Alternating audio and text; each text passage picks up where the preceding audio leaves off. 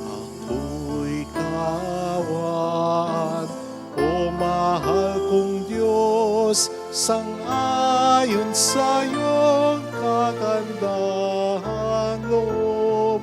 Mga kasalanan ko'y iyong pawiin, ayon din sa iyong pag-ibig sa akin. Linisin mo sana aking karumhan at patawarin mo ang aking kasalanan. Mga kasalanan ko'y kinikilala, di nalilimutan, laging naaalala. As Jesus and his disciples traveled to Jerusalem, where suffering and death await, their journey is interrupted by an experience of Jesus' transfiguration.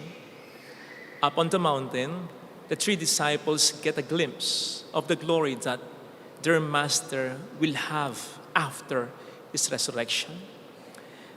The experience is only for a moment, but it is a source of fresh courage and new strength that will sustain them on the difficult way of the cross. In the name of the Father, and of the Son, and of the Holy Spirit. Amen. The Lord be with you. And with your spirit.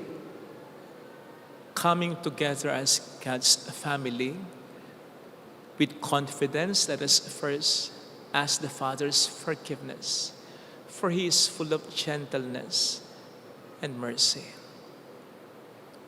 I confess to Almighty God and to you, my brothers and sisters, that I have greatly sinned in my thoughts and in my words, in what I have done and in what I have failed to do. Through my fault, through my most grievous fault. Therefore I ask the Blessed Mary, ever Virgin, all the angels and saints, and you, my brothers and sisters, to pray for me to the Lord our God. May Almighty God have mercy on us, forgive us our sins, and bring us all to life everlasting. Amen. Lord, have mercy. Lord, have mercy. Christ, have mercy. Christ, have mercy. Lord, have mercy. Lord, have mercy. Let us bow our heads and let us pray.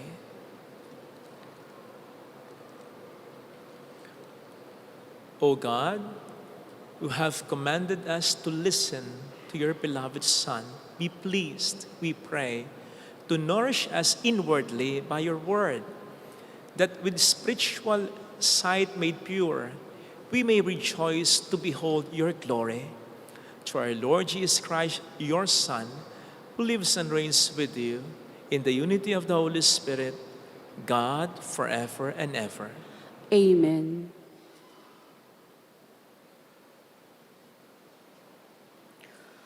On the first reading, when Abram's faith is sorely tested because of his lack of a son and an heir, the Lord gives him a sign that he will fulfill his promise of giving the patriarch many descendants.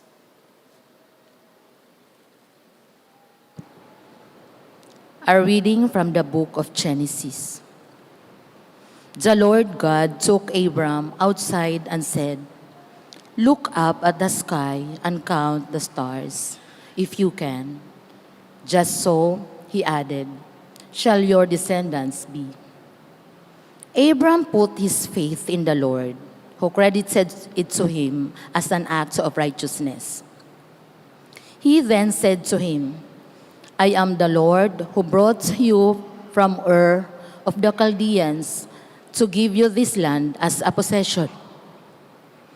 "O Lord God," he asked, "how am I to know that I shall possess it?" He answered him, "Bring me a 3-year-old heifer, a 3-year-old she-goat, a 3-year-old ram, a turtle dove, and a young pigeon."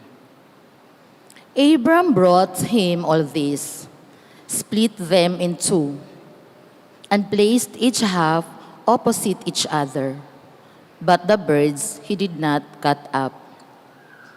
Birds of prey swooped down on the carcasses, but Abram stayed with them. As the sun was about to set, a trance fell upon Abram, and a deep, terrifying darkness enveloped him. When the sun had set and it was dark, there appeared a smoking firepot and a flaming torch, which passed between those pieces. It was on that occasion that the Lord made a covenant with Abram, saying, "To your descendants I give this land, from the Wadi of Egypt to the great river, the Euphrates." The word of the Lord. Thanks be to God. The Lord is my light and my salvation. The Lord is my light and my salvation. The Lord is my light and my salvation. Whom should I fear? The Lord is my life's refuge. Of whom should I be afraid? The Lord is my light and my salvation. Hear, O Lord, the sound of my call. Have pity on me and answer me. Of you my heart speaks. You my glance seeks. The Lord is my light and my salvation. Your presence, O Lord, I seek. Hide not your face from me. Do not in anger repel your servant. You are my helper. Cast me not off. The Lord is my light and my salvation. I believe that I shall see the bounty of the Lord in the land of the living. Wait for the Lord with courage. Be stout-hearted and wait for the Lord. The Lord is my light and my salvation. On the second reading, because the cross of Christ is a scandal to the Jews and folly to the Gentiles, Christian converts may be tempted to abandon it. Paul reminds the Christians to stand firm in their belief because the cross is the only way to glorification. A reading from the letter of St. Paul to the Philippians. Join with others in being imitators of me, brothers and sisters, and observe those who thus conduct themselves according to the model you have in us. For many, as I have often told you, and now tell you even in tears, conduct themselves as enemies of the cross of Christ. Their end is destruction. Their God is their stomach. Their glory is in their shame. Their minds are occupied with earthly things. But our citizenship is in heaven, and from it we also await our Savior, the Lord Jesus Christ. He will change our lowly body to conform with His glorified body by the power that enables Him also to bring all things into subjection to Himself. Therefore, my brothers and sisters, whom I love and long for, my joy and crown, in this way stand firm in the Lord. The word of the Lord. Thanks be to God.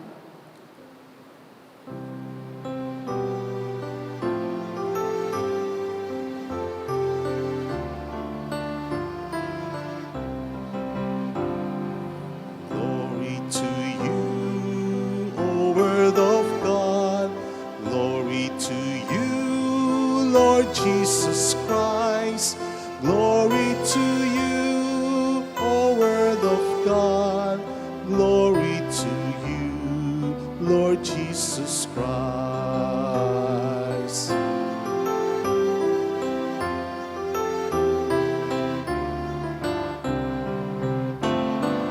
Glory to you, O Word of God. Glory to you, Lord Jesus Christ. Glory to you, O Word of God. Glory to you, Lord Jesus Christ.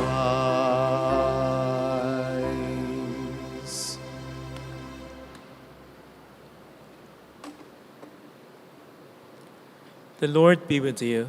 And with your spirit.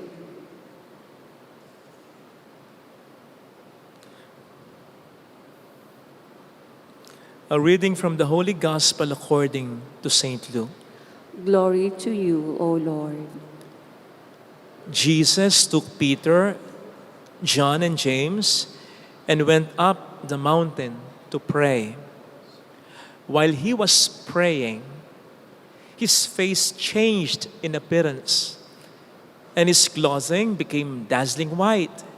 And behold, two men were conversing with him, Moses and Elijah, who appeared in glory and spoke of his exodus that he was going to accomplish in Jerusalem. Peter and his companions had been overcome by sleep, but becoming fully awake, they saw his glory and the two men standing with him. As they were about to part from him, Peter said to Jesus, "Master, it is good that we are here. Let us make 3 tents, one for you, one for Moses, and one for Elijah." But he did not know what he was saying. While he was still speaking, a cloud came and cast a shadow over them, and they became frightened when they entered the cloud. Then from the cloud came a voice that said, "This is my chosen son. Listen to him."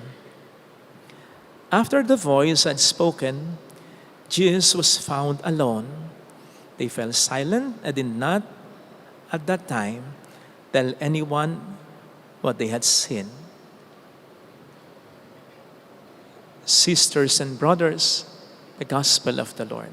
Praise to you, Lord Jesus Christ.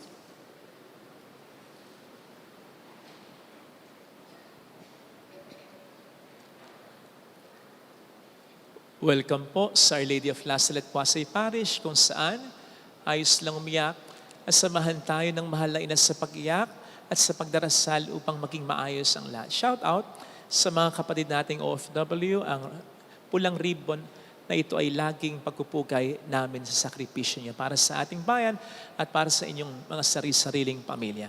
Minsan daw ay mayroong isang pasyente na kailangan ng bunutan ng ngipin. Ang problema, kabado. Sabi niya dun sa kanyang dentista, "Dok, kabado ako. Nakita mo, namamawi sa mga kamay ko. Tindi ng tibok ng puso ko, Dok."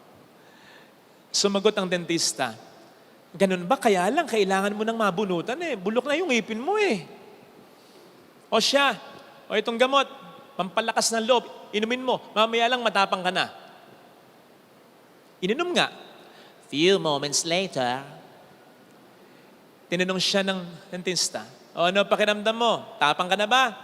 Sumagot siya, "O Dok, sa katunayan, sino mang gumalaw sa ngipin ko, tatamaan sa akin sigurado." Tayo po ba? Sino ang nagpapatapang sa atin? Pagdating sa problema, sino ang nag-encourage sa atin? Pamilya natin, kaibigan natin, mga supporters natin, ang mag-anak, kabarkada natin, kakayanan natin, kapangyarihan natin, posisyon natin, connection natin. Papaano kung dumating ang pagkakataon na sa mga matinding laban ng buhay, hindi umubra ang lahat ng ito? Aatras na lang ba tayo? Magmumukmuk na lang ba tayo? Pues kung hindi, ano o sino ang magpapatapang sa atin? Ano o sino ang mag-encourage sa atin? Tuwing second Sunday of Lent, ang gospel reading ay tungkol sa transfiguration of Jesus. Ito yung kanyang pagbabagong anyo, na siya'y naging puting-puti, nagniningning, sapagkat pinaranas sa kanya ng Diyos ang kanyang tatamuhing kaluwalhatian matapos ang kanyang napipintong kamatayan. Kaya ito ay maliwanag na pampalakas ng loob, encouragement kay Kristo at sa kanyang mga disipulo. Na katulad ng sinabi natin sa intro kanina, sandaling pangyayari lang, pero malayo ang epekto. Sapagkat ito ang siyang babalik-balikan nila, lalong-lalo na ni Kristo, kapag siya'y natatakot na, kapag siya'y nahihirapan na, sa pagkapasan ng krus hanggang sa mamatay siya. Sapagkat si Kristo ay naging totoong tao rin namang tulad mo, tulad ko. Bagamat hindi siya iniwan ng kanyang pagiging Diyos, hindi naman niya ginamit kailanman ng kanyang kapangyarihan para sa kanyang sariling kapakanan. Kaya natural. Natakot din siya sa magiging paghihirap at kamatayan niya. Natatandaan niyo naman siguro, sa hardin ng Getsemane, ang sabi ni Jesus sa Ama, Ama, kung maaari po, ialis mo na sa akin, ayoko na yung paghihirap na daranasin ko. Pero anong dinugtong niya? Pero hindi ang kalooban ko, kundi ang kalooban mo. Yun ang binabalikan noon ng Panginoon. Ano yun? Transfiguration. Dito sa eksenang ito ang kalooban ng Diyos na si Kristo ay hindi matatapos sa kamatayan. Magniningning siya pagkatapos ng kanyang kamatayan. Nakitang kasama niyang nakikipag-uusap sa kanya si Moises at si Elijah na sumisimbolo at kumakatawan sa Biblia nila, Hebrew Scriptures, na nagpapahiwatig na ang mangyayari sa kanya ay nasa plano ng Diyos talaga. At kapag nasa plano ng Diyos, bakit kakabahan ka? Higit sa lahat, may tinig na narinig na nagsasabi, ito ang pinakamamahal kong anak. Sige nga, kung ikaw si Jesus, hindi man mawala, siguradong mababawasan ng kaba mo. Ma-encourage ka kapag ramdam mo ang Diyos ay kasama mo. Yun ang transfiguration ni Kristo. Ito ang kanyang babalik-balikan. Kapag naka-encounter na siya, papunta sa krus ng Kalbaryo, ng mga mahirap pagdaanan, hindi ako magwawakas sa kamatayan. Pampalakas ng loob, encouragement. Kaya nga po, simula pa nung batang pare ako, kapag ito yung ebanghelyo, madalas, ang isa sa mga sinasabi ko sa sermon ko, maging aware tayo, tandaan natin, i-recognize natin yung mga transfiguration moments sa buhay natin. Unfortunately, kapag sinesermon ko ito, nafo-focus lang ako sa mga magagandang pangyari-yari sa buhay natin. Yung nasa cloud na yun tayo. Natanggap ka sa trabaho, nag-boom ang negosyo mo, nagkaroon ka ng break dito, ganon. Lumipad ang karir mo,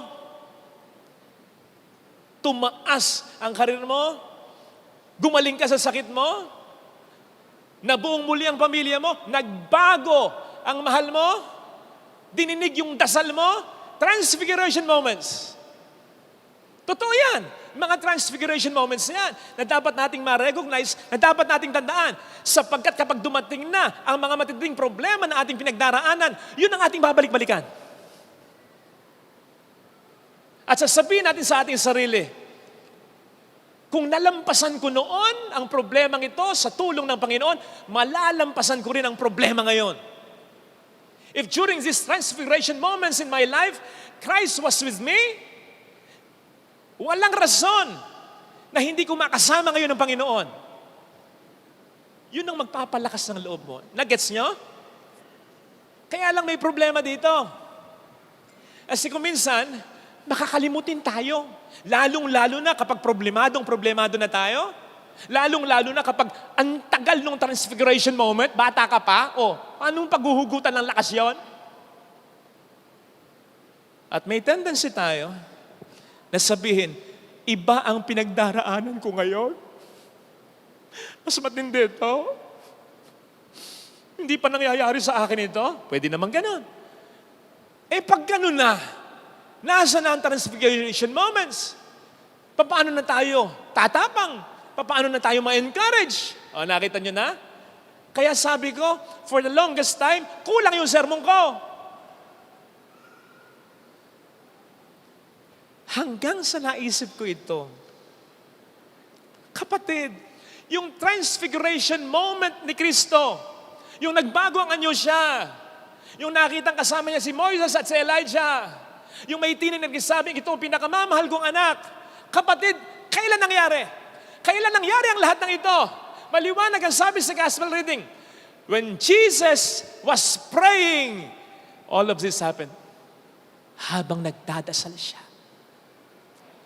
Kaya't ang transfiguration moment talaga ni Kristo, pinagsama-sama na sa isa, prayer, pananalangin. Kaya't yung transfiguration moment ni Kristo, yung nangyari yon, kapatid, hindi lang pag-showcase ng kanyang kaluwalhatian yon, na parang sinasabi niya sa mga alagad, tingnan niyo ko, ang ganda-ganda ko, napaka-all-powerful ko. Hindi ganun yon. Hindi lang ganun yon. Ano pa yon? Pagkapakita yon ng malalim na ugnayan ng Panginoon sa kanyang Ama. Bunga ng panalangin niya. Which, by the way, ay nangyari din kay Moises. Nang bumaba si Moises from Mount Sinai, matapos niyang kausapin ng Diyos, nakita ng mga tao, hindi niya halata, hindi niya alam, nagniningning ang kanyang mukha. Bakit? Kakakausap pa lang niya sa Diyos. This goes to show us, to tell us, ang mga transfiguration moments natin, hindi lang yung mga magagandang pangyayari sa buhay natin, hindi lang yung mga sufferings na natagtagumpayan natin, kasama yon. Pero, hindi na natin kinakailangan pang mag-isip, ano pa ba? Maghantay, kailan pa ba? Kasi pwedeng maging source of courage and encouragement natin kapag tayo nanalangin. Ipaparamdam ng Diyos ang transfiguration na magpapalakas ng loob at mag-encourage sa atin. Especially when we are willing to listen. Like Jesus, like Moses, like Elijah.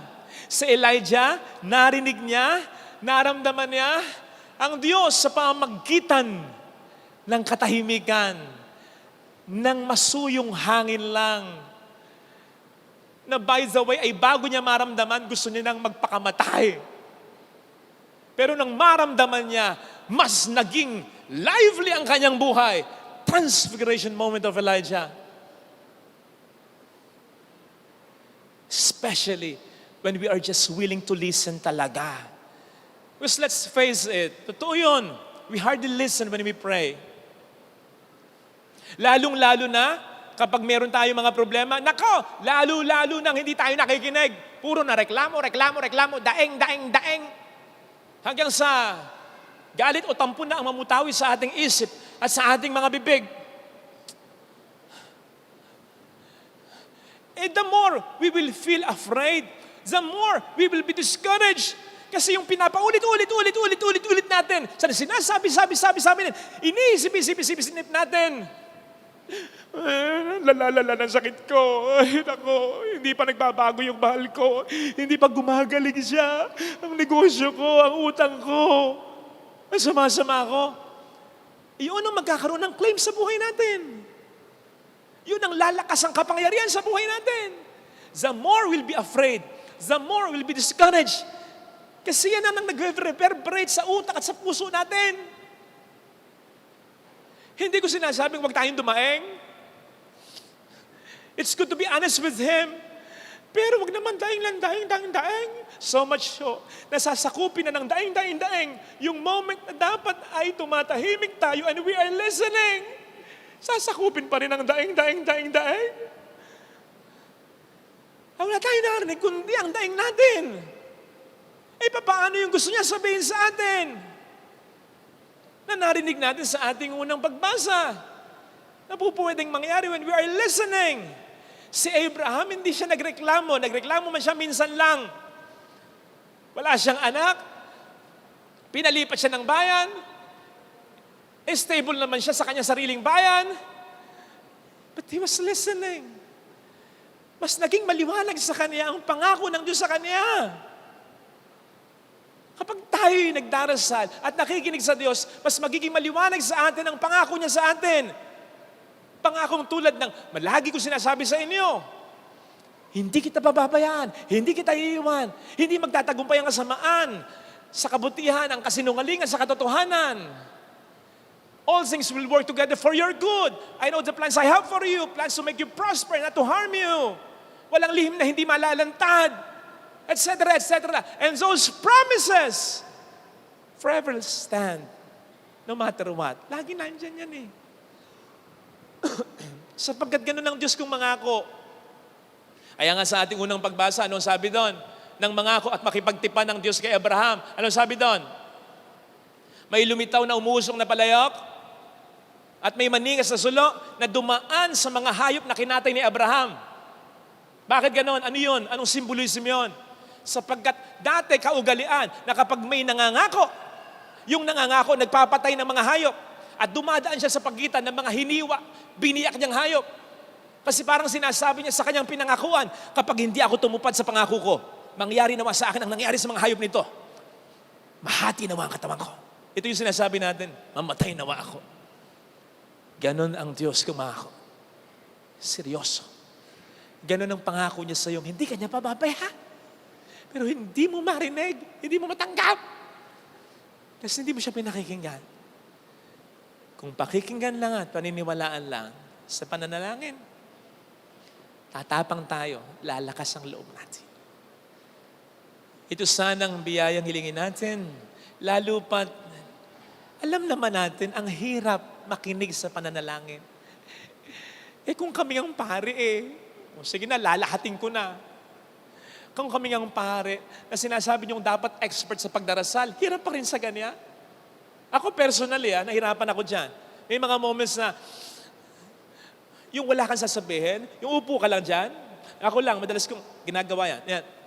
Nakakatulog ako Kung ano-ano pumapasok sa isip ko Sige nga, bakit nangyayari ito kahit sa mga pare? At lalong-lalo na sigurado sa inyo. Bakit hindi tayo makapaglaan ng panahon para makinig talaga sa Diyos? Bukod sa pagdisimba natin, na parang sinasabi natin, okay na yung pagdisimba natin. Sige nga, hindi ito paglalaanan ng panunukso ng Diablo kung hindi niya nalalaman na napakamakapangyarihan ng panalangin sa buhay ng tao. Kaya sana mga kapatid, mas magdasal tayo. Kung si Kristo nagdasal kahit siya na ang anak ng poong may kapal, sino tayo para hindi magdasal? Lagyan natin ang ating kanang kamay sa tapat ng ating puso.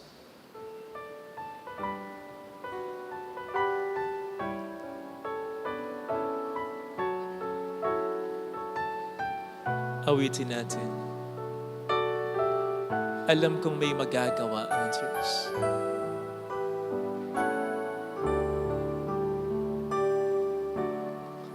Alam kong may magagawa ang Diyos. Alam kong may magagawa ang Diyos. Alam kong may magagawa imposible sa Kanya. ang Diyos.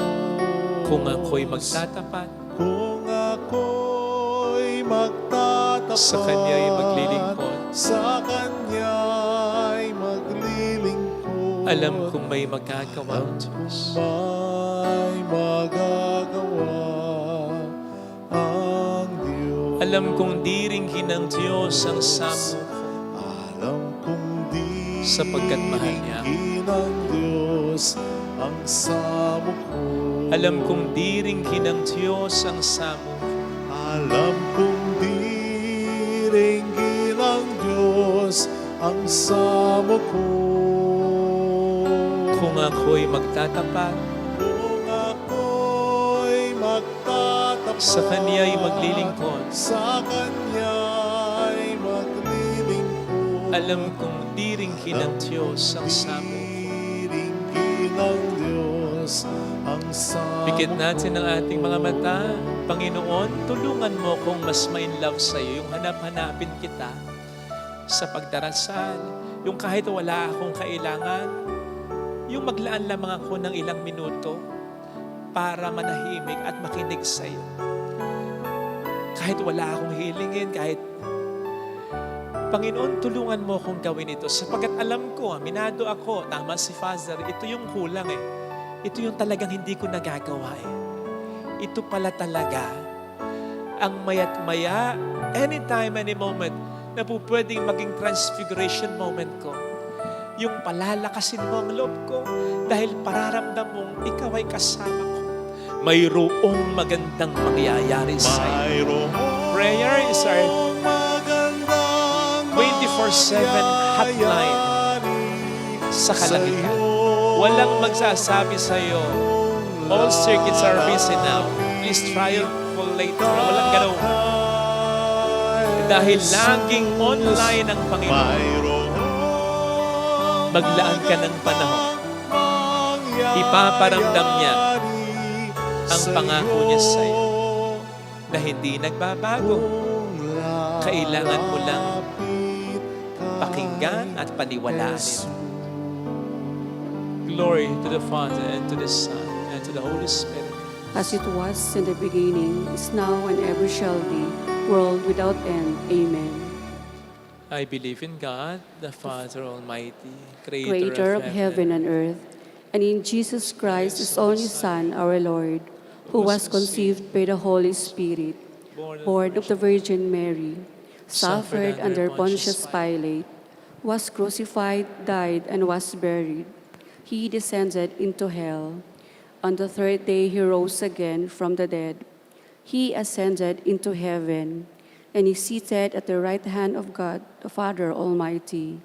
From there he will come to judge the living and the dead.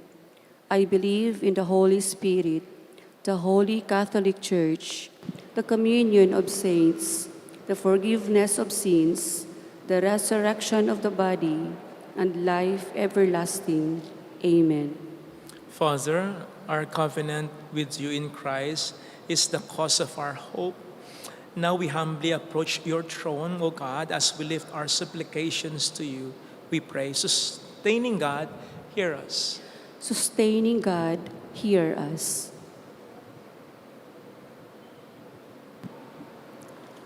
For Pope Francis, bishops, priests, deacons, religious men and women, through their faithful witnessing, may they carry out with zeal the mission of mercy of Christ. We pray. Sustaining God, hear us. For those who exercise civil authority in our country, may they heed the call of the gospel to protect the sanctity of life and promote love, peace, and justice for all. We pray. Sustaining God, hear us. For the healing of the sick, may they be given the grace of healing and strength to endure the struggles towards consolation and greater peace. We pray. Sustaining God, hear us. For those who want to repent from their sinful ways, may they approach the grace of mercy and healing through the sacrament of reconciliation, we pray. Sustaining God, hear us. For the catechumens, may they be firm in their resolve to renounce sin, so as to be reborn at the font of life and salvation, we pray. Sustaining God, hear us. May our belief in the resurrection of the body sustain us as we pray and mourn for the death of those whom we love. We pray. Sustaining God, hear us. Let us pray for the urgent concerns of our community and our personal intentions. We pray. Sustaining God, hear us. Father, whose mercy endures forever, listen to the prayers of your faithful people, and by the word of truth and spirit of grace, prepare us to be cleansed by the Easter mysteries. We ask this through Christ our Lord. Amen. Offertory.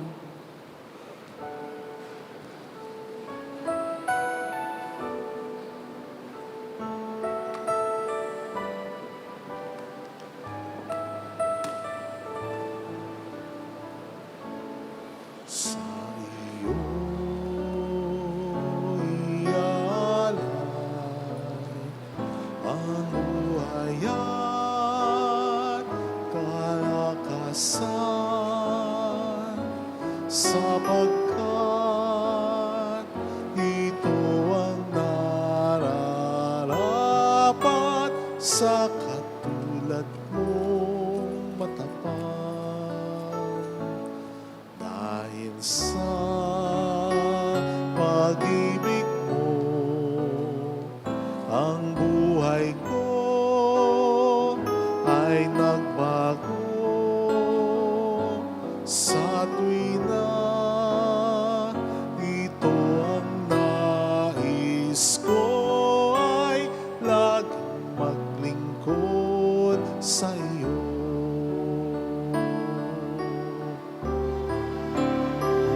Sumasamba, sumasamo, maghahandog sa ngalan mo, pagkat sa'yo ay nadama ang pagmamahal ng Ama.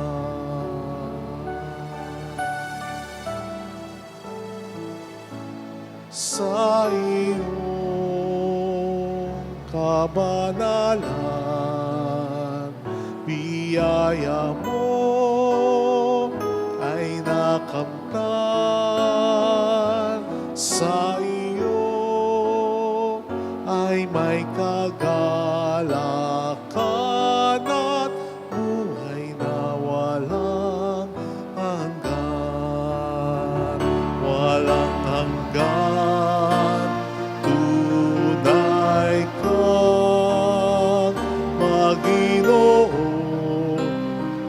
na malas ko sa Kalbaryo. Buhay man, ialay mo, Kristo, upang magligtas ng tao.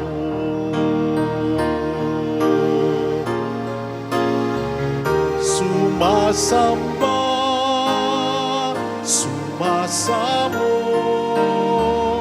maghahandog sa ngalan mo, pagkat sa'yo ay nadama ang pagmamahal ng Ama. Sumasamba, sumasamo, naghahandog sa ngalan mo, pagkat sa'yo ay nadama ang pagmamahal ng Ama. Pagkat sa'yo ay nadama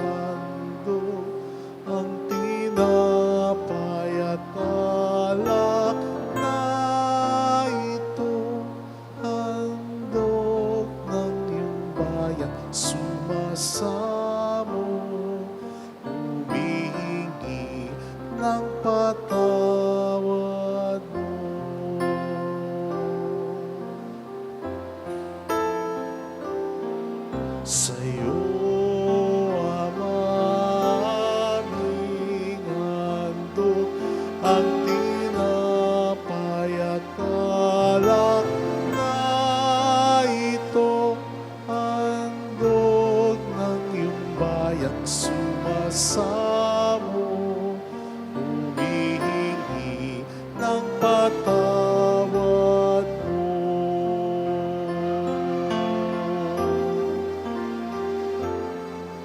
Sa pagsunod sa utos mo,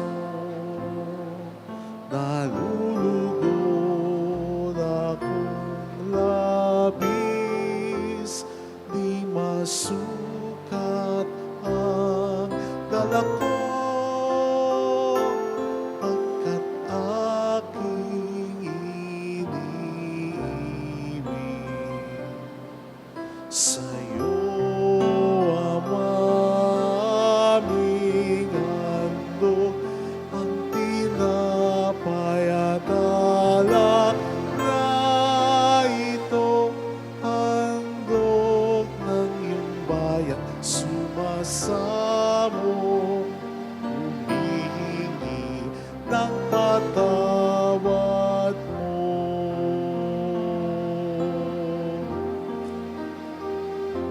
Sa gitna ng kahirapan, ang nadama ko ay aliw, pagkat buhay ang natamo sa pangako mo sa akin. Sa'yo aming handog ang tinapay at alak na ito, handog ng iyong bayan, sumasamo, humihingi ng patawad mo.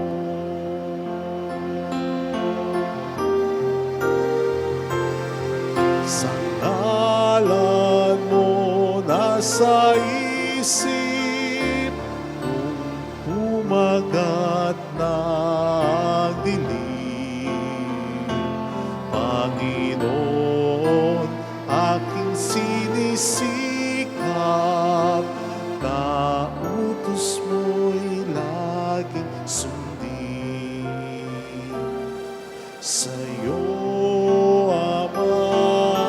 aming handog ang tinapay at alak na ito, handog ng iyong bayan, sumasamo, humihingi ng patawad mo. Pray, sisters and brothers, that our sacrifice may become acceptable to God, the loving Father.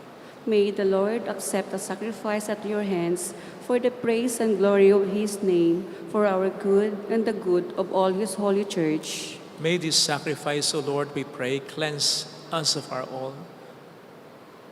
our faults, and sanctify your faithful in body and mind for the celebration of the Paschal festivities through Christ our Lord.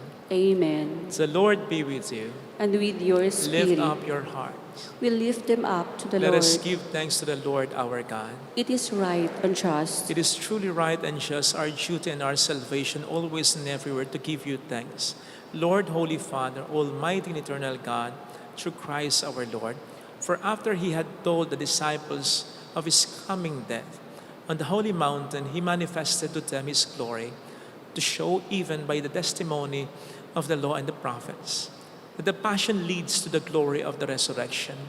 And so with the powers of heaven, we worship you constantly on earth, and before your majesty without end, we acclaim. Holy, holy, holy Lord God of hosts, heaven and earth are full of your glory. Hosanna in the highest. Blessed is he who comes in the name of the Lord. Hosanna in the highest.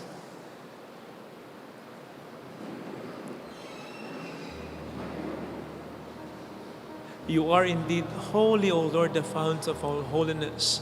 Make holy, therefore, these gifts, we pray, by sending down your Spirit upon them like the dewfall, so that they may become for us the body and blood of our Lord Jesus Christ. At the time he was betrayed and entered willingly into his passion, he took bread, giving thanks, broke it, gave it to his disciples, saying, "Take this, all of you, and eat of it. For this is my body, which will be given up for you."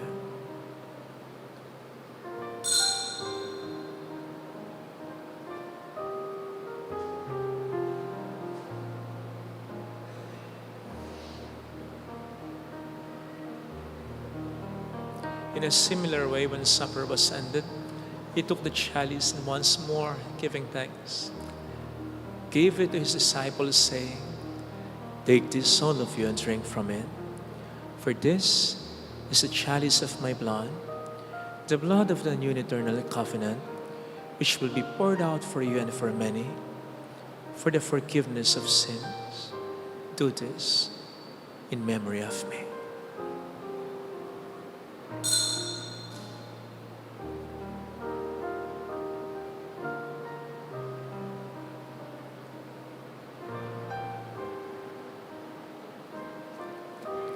Let us proclaim the mystery of our faith.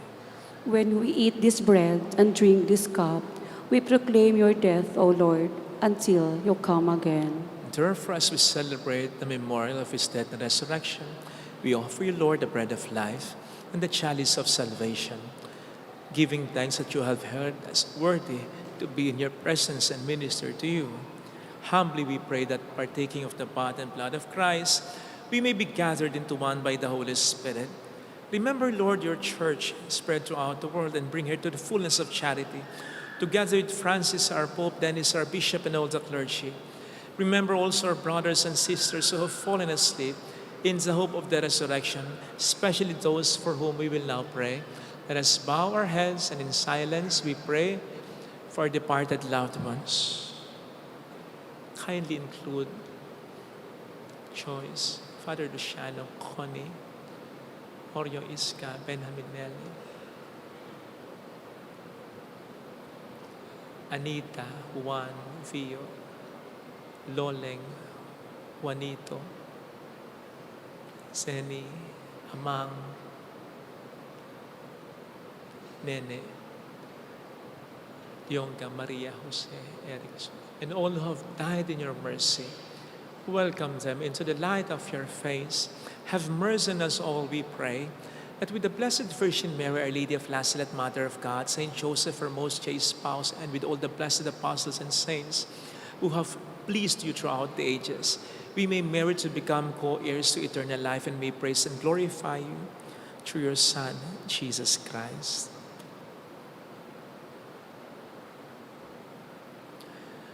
Sa pamamagitan ni Kristo, kasama niya at sa Kanya, ang lahat ng parangal at papuri ay sa iyo, Diyos Ama, makapangyarihan, kasama ng Espiritu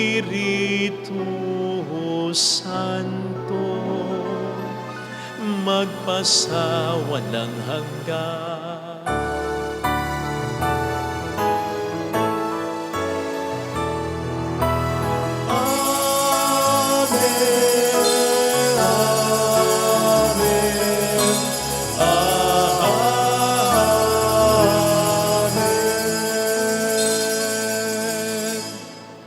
Jesus taught us to call God our Father, and so we have the courage to say,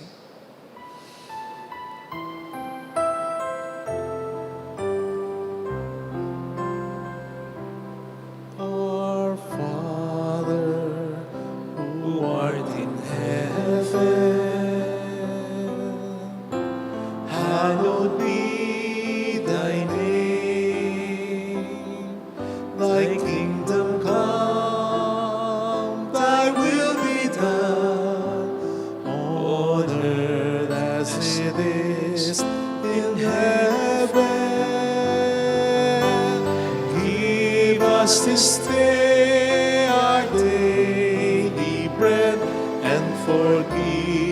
us our trespasses, as we forgive those who trespass against us, and lead us not into temptation, but deliver us from evil. Deliver us, Lord, we pray, from every evil. Graciously grant peace in our days, that by the help of your mercy we may be always free from sin and safe from all distress, as we await the blessed hope and the coming of our Savior, Jesus Christ. For the kingdom, the power, and the glory are yours, now and forever. Lord Jesus Christ, who said to your apostles, "Peace I leave you, my peace I give you," look not on our sins, but on the faith of your church, and graciously grant her peace and unity in accordance with your will, who live and reign forever and ever. Amen. The peace of Jesus be with you always. And with your Let us spirit. offer one another the sign of God's peace. Peace be with you. Kapayapaan. Peace be with you. Peace be with you.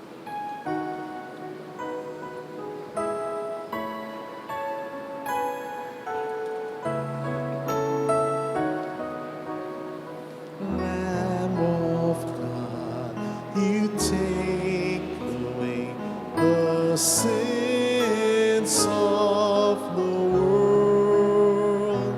Have mercy, have mercy on us.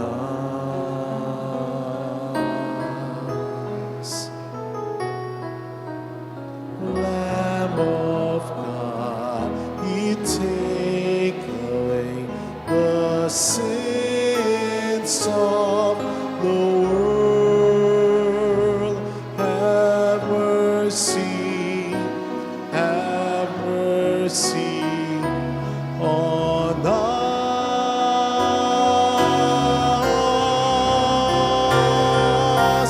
Lamb of God, you take away the sins of the world.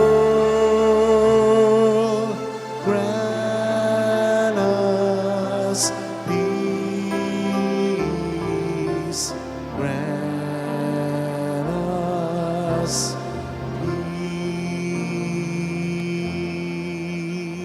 peace. Behold Jesus, the Lamb of God, who takes away the sins of the world. Happy are those invited to receive him. Lord, I am not worthy that you should enter under my roof, but only say the word, and my soul shall be healed.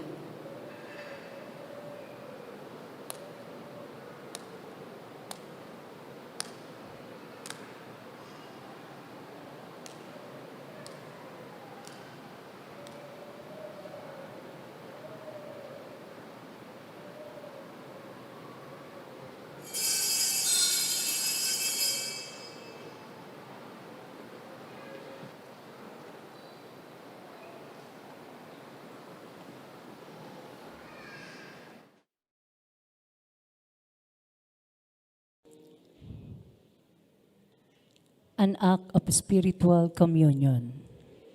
My Jesus, I believe that you are present in the most holy sacrament. I love you above all things, and I desire to receive you into my soul. Since I cannot at this moment receive you sacramentally, come at least spiritually into my heart. I embrace you as if you were already there and unite myself wholly to you. Never permit me to be separated from you. Amen.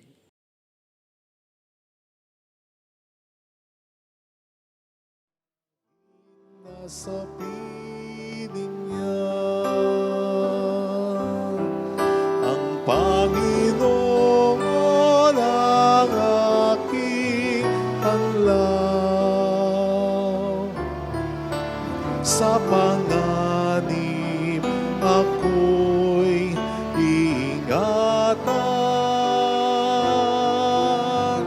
Kanino ako masisindak, matatakot kung ako'y lagi sa piling niya. O Diyos, pakinggan mo ang aking pawang at sa aking maawan buhay ko may pagtangkaan, buhay ko may pagbantaan, sa'yo pa rin magtitiwala kailanman.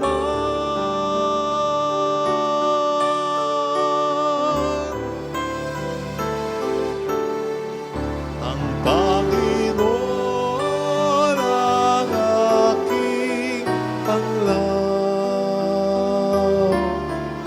sa panganib ako'y iingatan.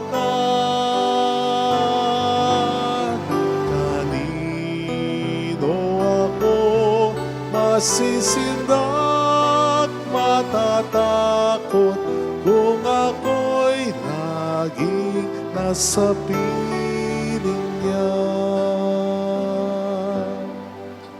O Diyos, sana'y pahintulutan, mamalagi sa banal mong harapan. Ang tinig mo'y mapakinggan, ang himig mo'y maramdaman, kadakilan mo't ganda'y masaksihan.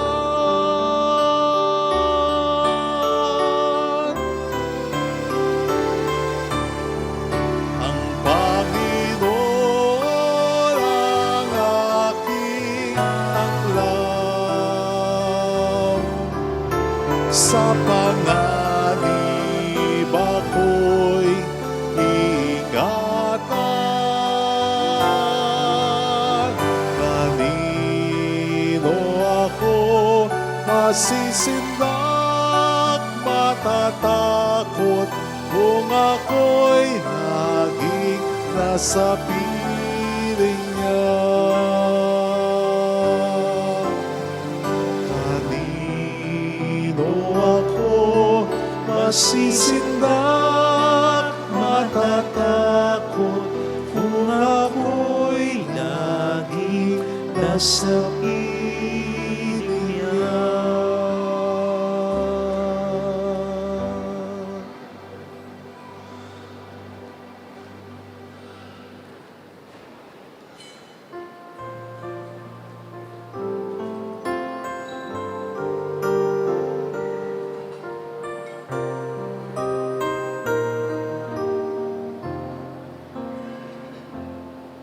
Salamat sa'yo, aking Ama.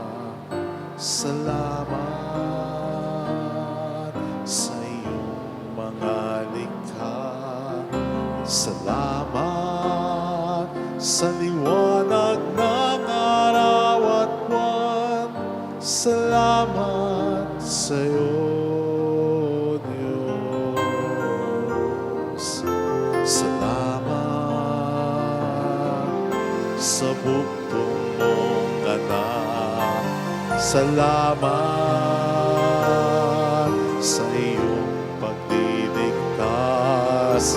Salamat sa buhay na walang hanggan. Salamat, salamat sa'yo.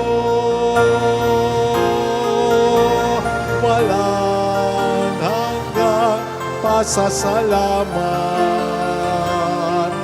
ang sa'yo'y aming sasabihin. Maging sa huling sandali ng aming buhay, pasasalamat sa iyo'y, pasasalamat sa iyo'y, pasasalamat sa iyo'y walang hanggan.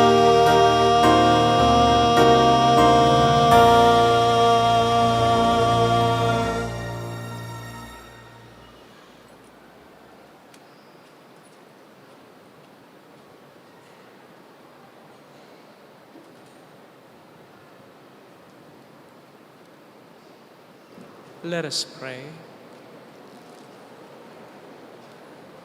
As we receive these glorious mysteries, we make thanksgiving to you, O Lord, for allowing us, while still on earth, to be partakers, even now, of the things of heaven, through Christ our Lord.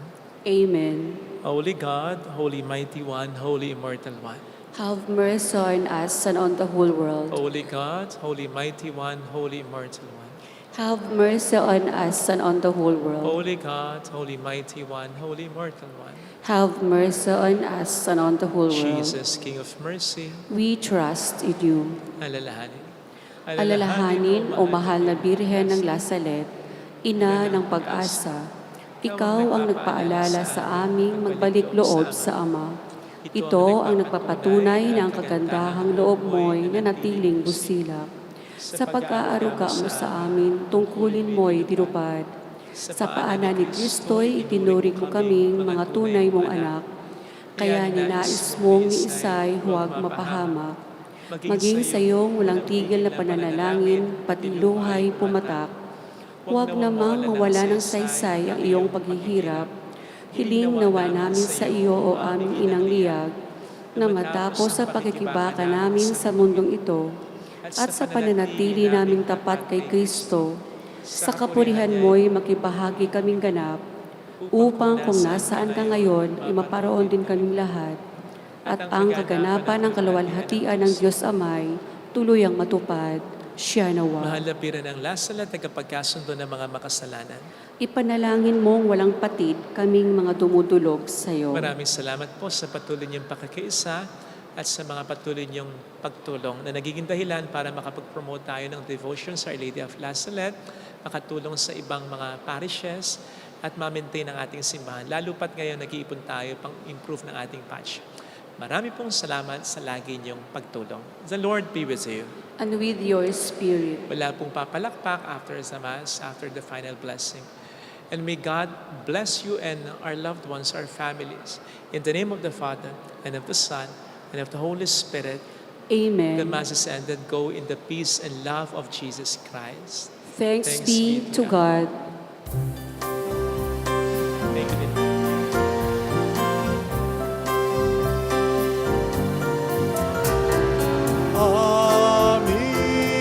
Aming iniaalay ang pag-ibig na walang kapantay. O kay sarap mabuhay kung may nagmamahal,